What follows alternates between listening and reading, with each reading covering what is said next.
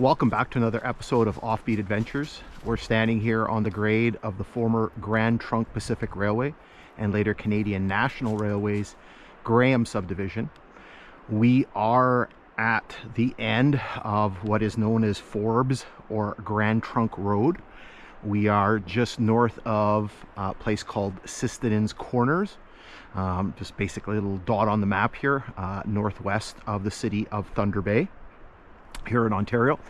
So what we're going to be doing today is we're going to be picking up where we left off on a previous hike, which we ended just right up there. I don't know if you can see mailboxes in the distance. So basically there's a little section here of grade that I think is private property here. And so we basically did everything from the Dog River Bridge up to that point, and then we're going to be picking up here and we're going to be working our way a couple of miles to the west to what is known as Sunshine Crossroads. I've been through this section before. What's interesting about this hike is it's going to be kind of divided up into two parts. This section, as you can see here, looks very rustic. This is the part of the original grade, and we're going to be doing the little sort of backstory to all of this as we normally do.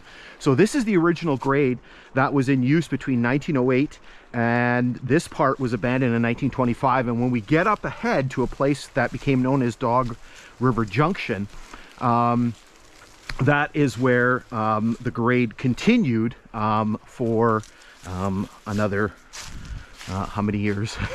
Until 1994. I don't feel like doing the math in my head. There's a couple spots we have to jump off the bike here because it's you can see it's a little bit wet.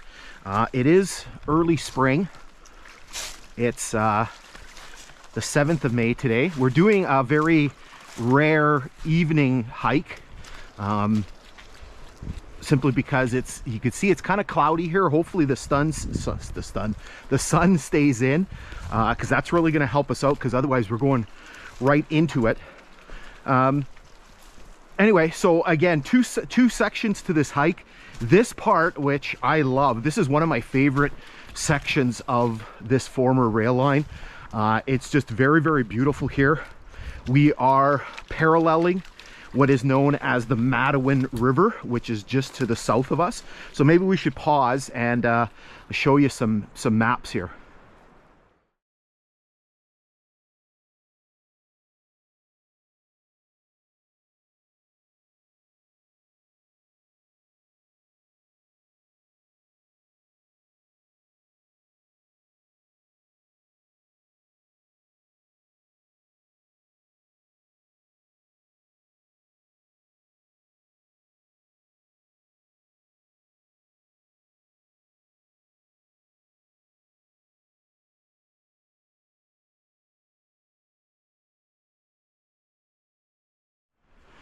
All right, so there's going to be lots of cuttings through here. Again, it's just an absolutely beautiful section.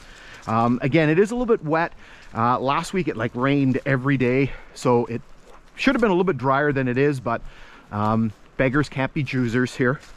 So again, we're beside the Matawin River, sometimes known as the Abandonment River, but on modern maps it shows up as, I think on the maps it shows up as Abandonment, but on the highway where you cross the river it says the Matawin River. Again, lots of cuts here. So again, this is the original section of the grade.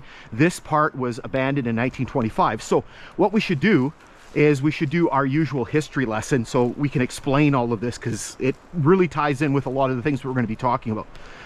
So this line was constructed by the Grand Trunk Pacific Railway Company between 1905 and 1908.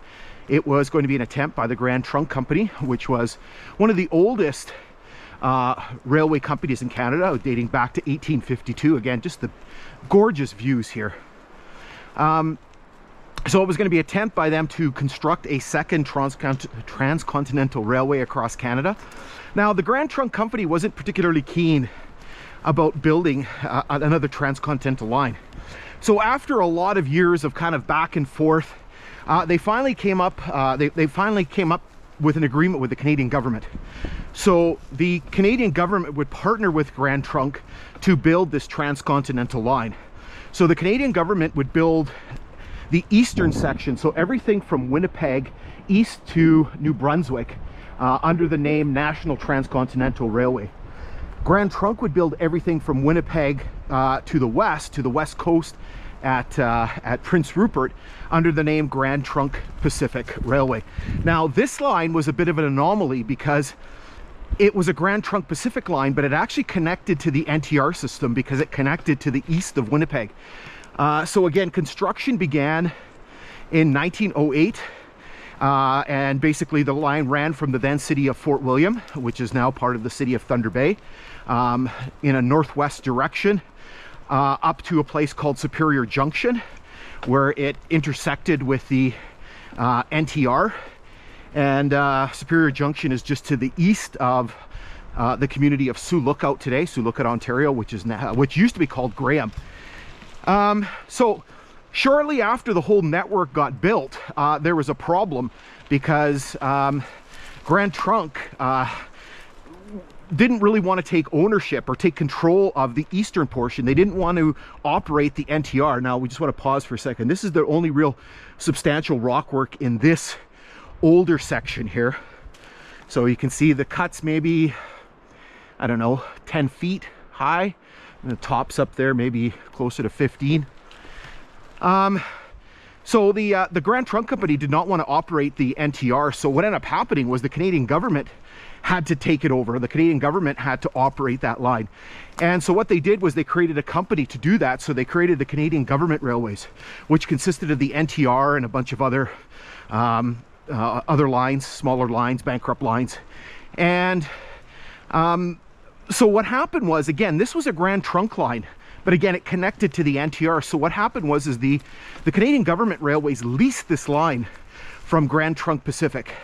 And so the name changed. So originally this had been the Lake Superior Division of Grand Trunk Pacific Railway. So again, Lake Superior because it gave the system, the railway line, which ran very far to the north, access to Lake Superior.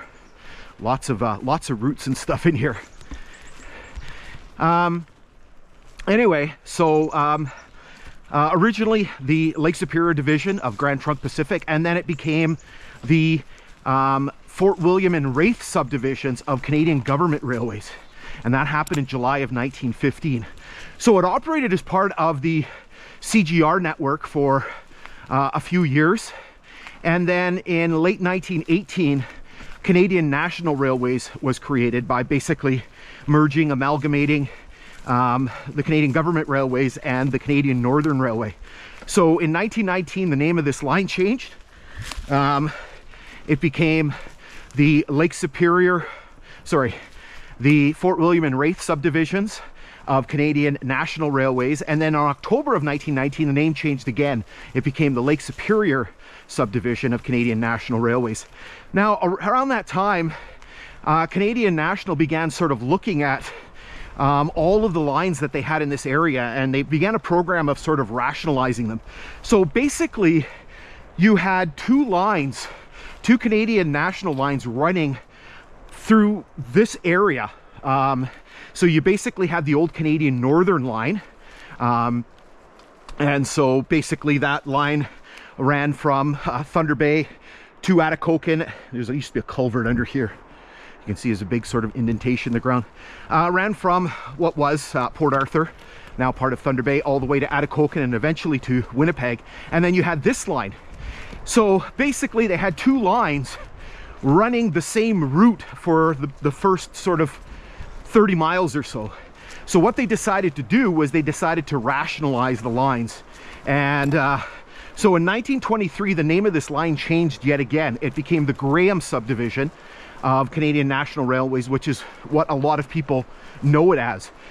So during 1923 the Canadian National began construction on a bridge just up ahead here, crossing over the Matawin River, and what they were going to do is they were going to double the old Canadian Northern line, which was now the Kashibawi subdivision, which it still is, and they were going to run the traffic. So both lines were going to share the Kashibawi subdivision up until this point just up ahead, which became known as Conwy Junction, the lines would split. So the Kashabawi would continue to the west towards Atikokan.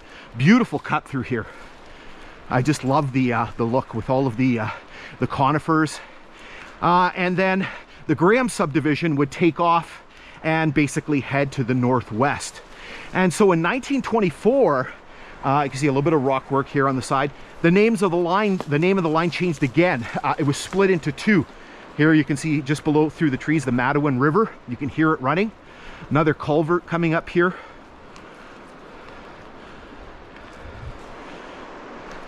See, there's a big dip in the grade. So the line was split into the Crest and Graham subdivision. So the Crest subdivision basically following the old route out of Fort William up until just up here, and then the Graham subdivision basically starting at the bridge. So here we're going to hop off the bike because you can see we actually have a series of ties. There's a bunch coming up, and we're going to talk about why these ties are still here. You can see there's spikes still in the ties. There's another one just up ahead. Again, you can see the spikes in there. You can actually see where the rail would have sat. So again, split into two, Crest and Graham subdivision, and that was done in preparation for the forthcoming abandonment of the Crest subdivision. Now we've got kind of a neat thing here. You can see this little object right in there, and there's another one over here. So I didn't know what these were at the time, the first time I came through here. Never seen anything like this before.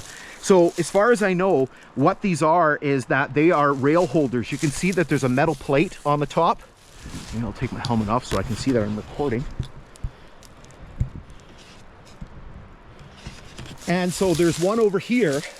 And so the idea is that every so often they would have these, and we've seen a few of these before further up.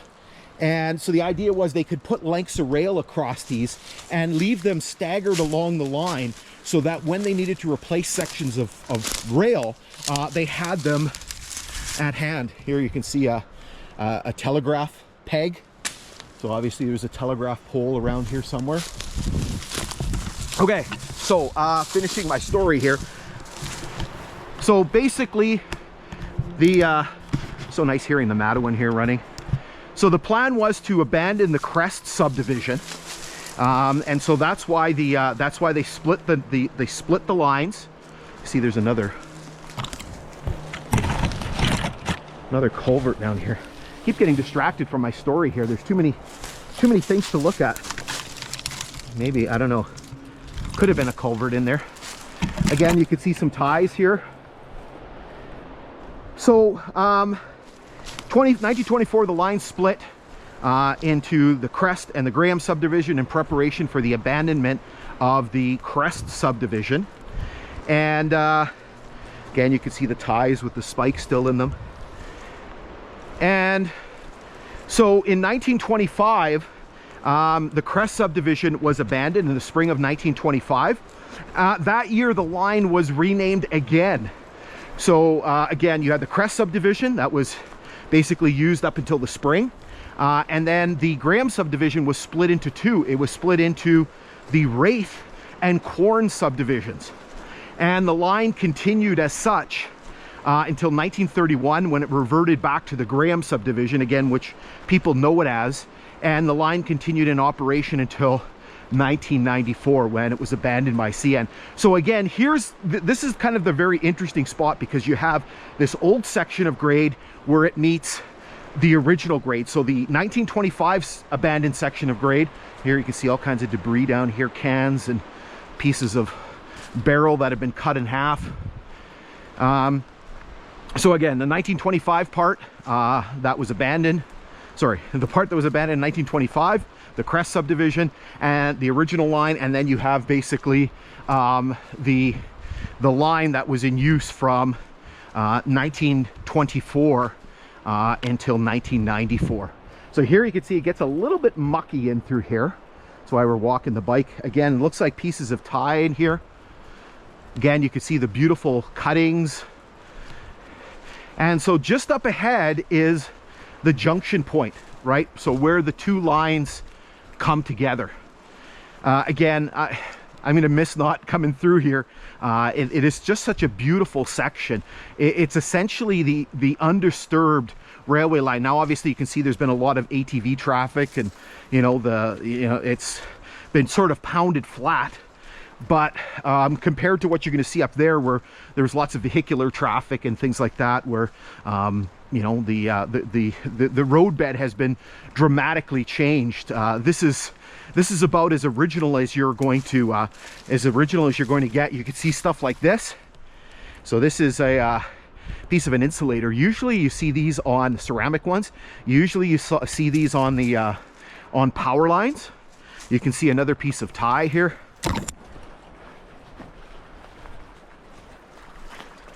So again, a little bit wet through here. So getting in through another little cut here as we come up to the junction point. So this spot was known as Dog River Junction, and it was basically created, and we're going to talk a little bit more about it once we get out. We're going to start a new segment. Basically, it was created in 1924 when the line was rerouted, and so the original grade would have continued this way straight.